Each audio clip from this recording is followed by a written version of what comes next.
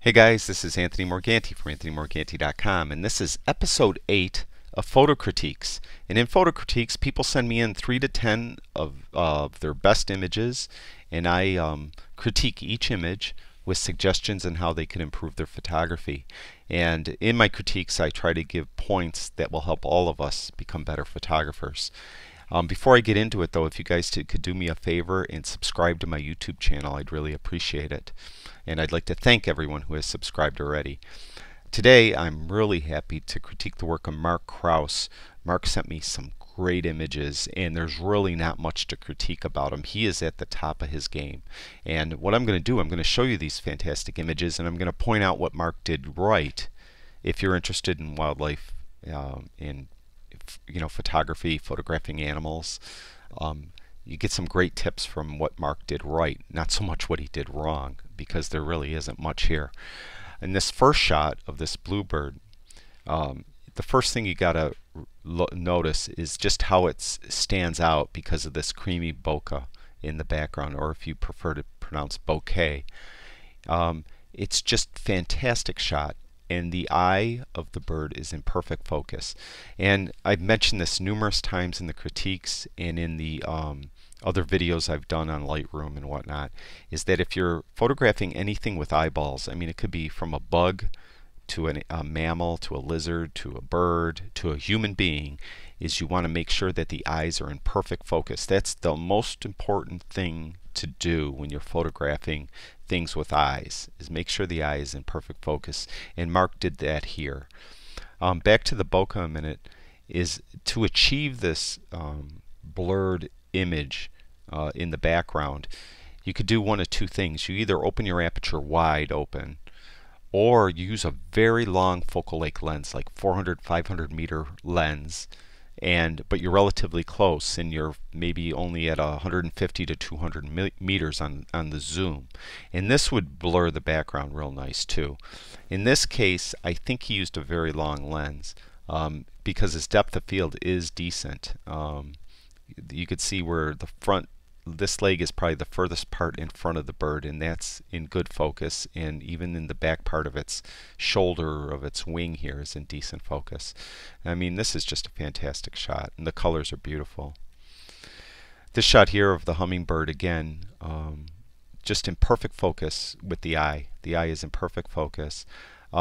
Classic shot of hummingbirds is you want the wings either all the way forward or all the way back with a slight blur, because that imparts that it's moving. You don't want it totally blurred out so you don't see the wing at all, and the hummingbird's hanging there by a string or something, and you don't want it frozen in time either. You want it just like he has it here, either all the way forward or all the way back. In this case, the stem of the flower is kind of interfering with the wing, and it probably would have been a better image if the wing was back, but I mean, how fast does a hummingbird's wings beat? 1,000 times a minute or something like that.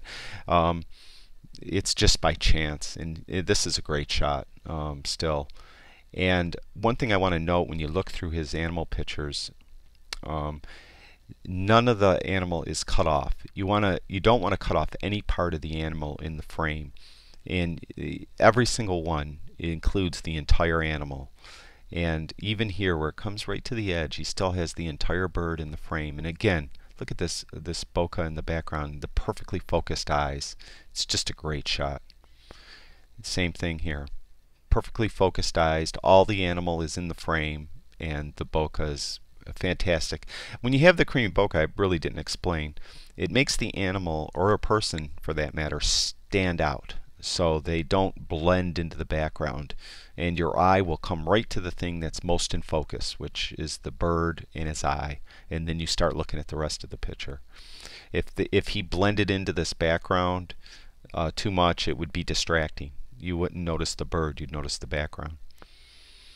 This of all the shots he sent me is probably my least favorite, but it's still a great shot. It's just a great shot of the chipmunk getting some lunch. Perfectly focused eyes again. The thing is, it probably was a shot of opportunity. I'm sure Ray was walking through the woods and he saw this chipmunk feeding, and he took a shot. The reason being is this branch kind of comes in and interferes with him, is in the way a little bit.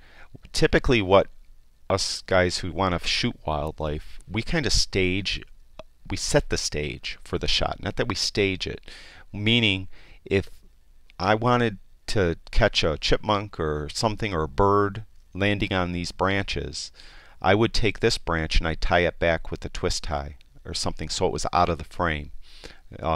We never cut wood or cut or destroy anything, so we just tie it back temporarily with a twist tie.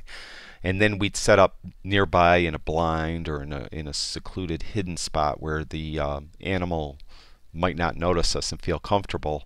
And when a bird sits here, we're pre-focused on the spot to take the shot. That's why I think Ray was probably just walking through the woods and came upon this scene and took the shot.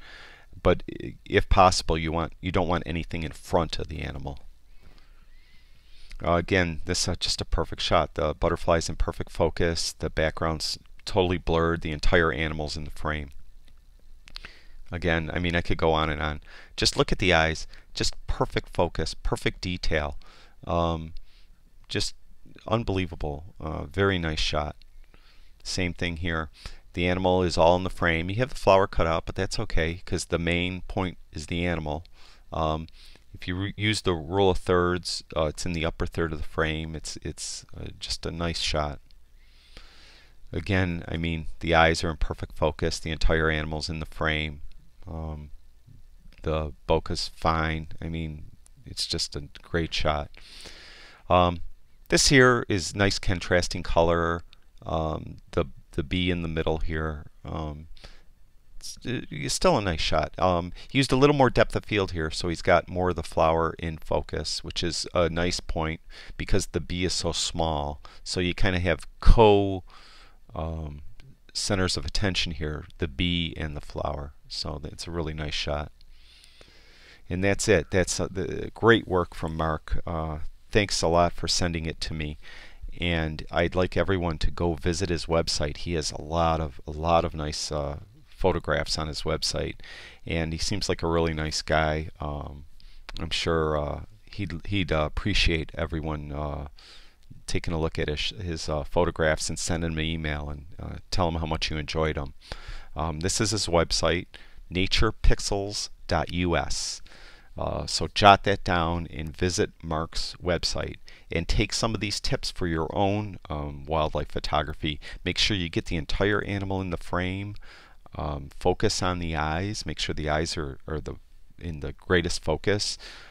Use a wider aperture to get nice bokeh, or use a very long focal length lens, but be close to the object, as close as you could get without scaring it away, so that you get the background in nice creamy bokeh. And I've said bokeh enough for one day, so I'm going to let this go for now. I appreciate everyone watching my videos, and the response has been tremendous, and I'm really appreciative of that. If everyone, if you could subscribe to my YouTube channel, like, comment, share the videos, I'd appreciate that, and I'd like to thank everyone who has done that already. And that's it for Photo Critiques episode 8, and until episode 9, I'll see you guys in a little bit.